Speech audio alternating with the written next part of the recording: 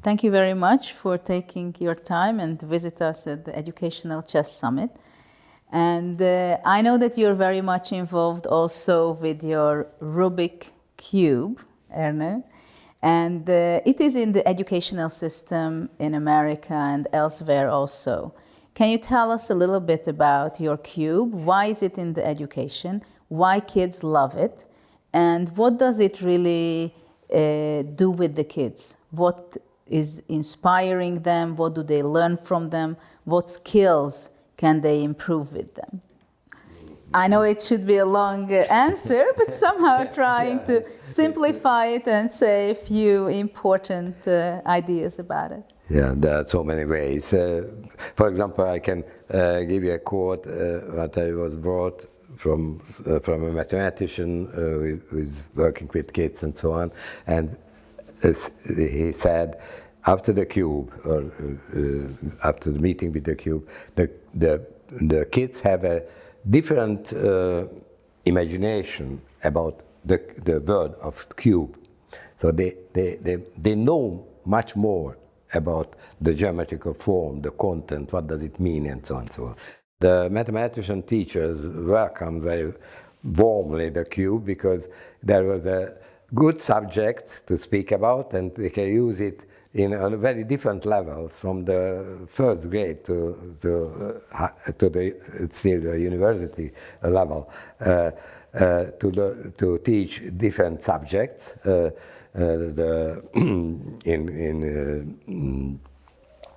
in combinatorical questions, geometrical questions, and many other things. And the cube was one that was already familiar for the kids because they have at home, they tried it, or in many of them they can do it. The You Can Do initiative that is started in the state, it's the company offering cube for the schools and methods how to use it, and partly combined with the artistic element, they can build together in a teamwork pictures using the elements of the cubes and put together some digital type of pictures with dots, you know, because they are, the cube is very good for that. Naturally, you need X amount of cubes to do that, and it's the kids are loving. It's a teamwork. Many kids are doing. They are doing part, and there is a very strictly specified task what they need to do. That's one thing. Other thing, they learn how to do it, and what I said, it's possible to use in the classroom as well. So. The cube was an interesting effect when the whole thing is started, and the cube arrived into the families, and the kids was more capable to use it and learn it faster and better than the adults. So that was a very special event when not father who can do everything said how to do it.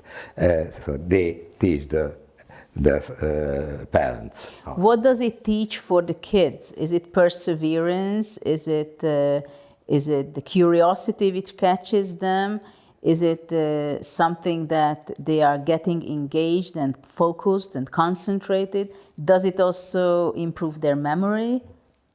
Yeah, the kids have a much better, because of their age, visual memory. So that's an advantage.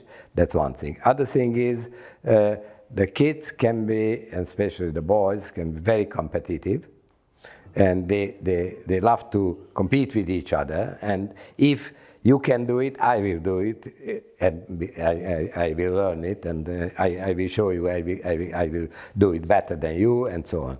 That's probably the speed cubing is an interesting side effect with the cube. I was never thinking about that, but it's happened, and right now it became a very serious sport, which is an interesting one because it's very much combined intellectual and physical activities.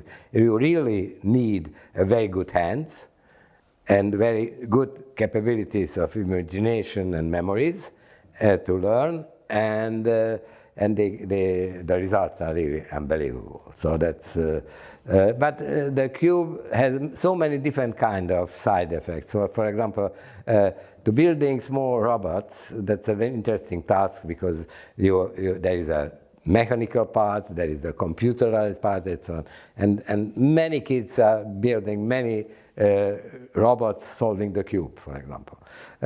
And interestingly, not only the kids, but engineers were competing with each other, who is capable to build the fastest cube-solving robot.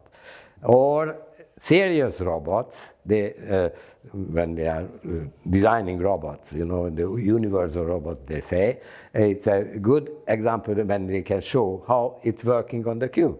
And that's a good publicity event. So what do you think how education will be developed in the future? Of course, kids need these kind of things to think like the cube. Also, chess, for example, is included in the curriculums in the States and everywhere in the world. I have my own program running in Hungary and in China.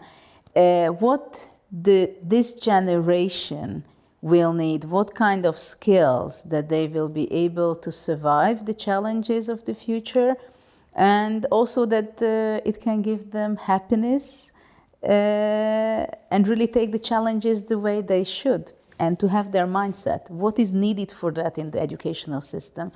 In a dream situation, let's say, what would you advise to the educational systems, to teachers, for example? What is that they really have to pay attention? I believe playfulness is a very important element.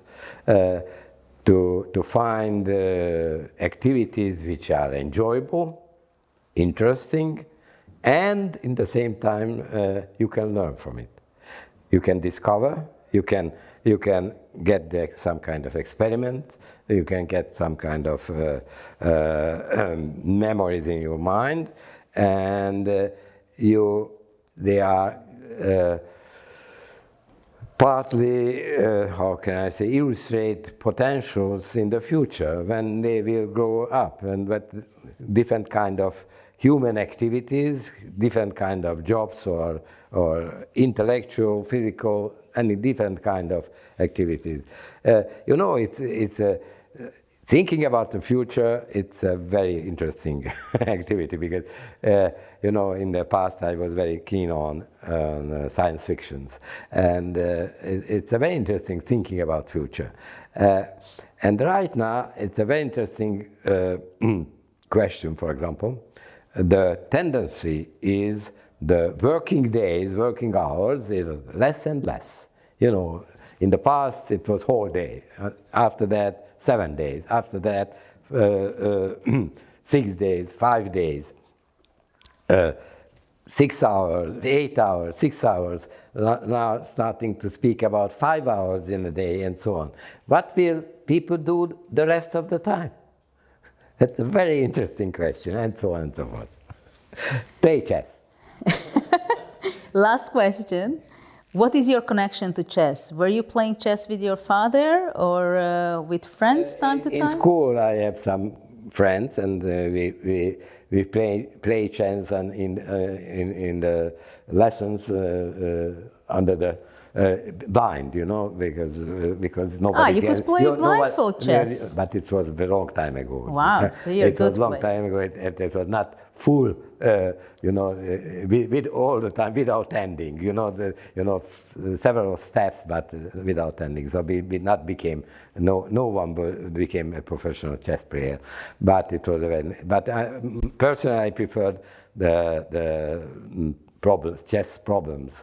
And I was, for a while, I was regularly solve the chess problems and sending to the newspaper. And I've seen my first time in a written form in a newspaper, in the chess newspaper. Well, maybe it was first time you've seen your name with sending in a chess puzzle solution, but ever since millions of people heard of you, know you, and this will stay forever, the magical cube. Thank you. Thank you very much, Ernő. Thank you. It was very nice to be here.